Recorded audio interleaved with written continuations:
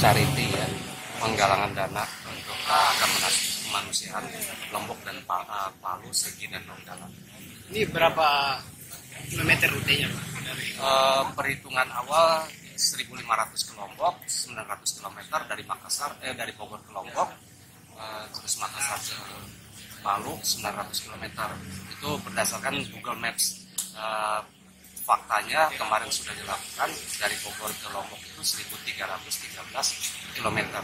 Nah sekarang ini saya mau membuktikan bahwa ini 900 km atau kurang.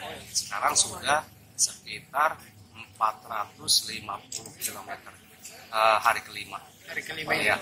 Tadi start terakhir di mana? Start terakhir di Majene. Ya, apa ya? Desa Matrado apa? Malunda ya? Matrado. Tamirodo. Oh iya, Tamarodo. Oh, di Ya. Tamirodo. Sini sejauh 98 km. Dan rencananya kapan lanjutnya?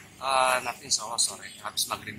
Finishnya di Finish nggak pasti, yang jelas di atas 80 km.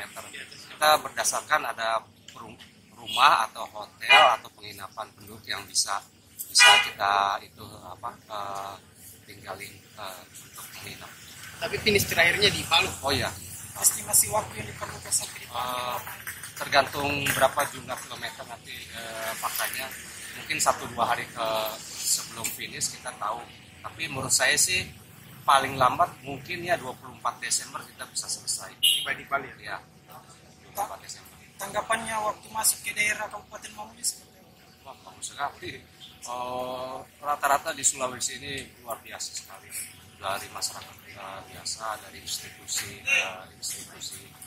kepolisian Republik Indonesia, sekolah-sekolah maupun dari Pemda kabupaten maupun kota, itu luar biasa sekali.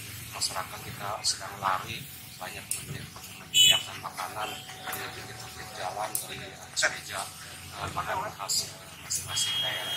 Ya, juga luar biasa. Pak disebutkan nama lengkapnya. Nama saya Hendra Wijaya dari Bogor. Terima kasih banyak. Ya, sama-sama.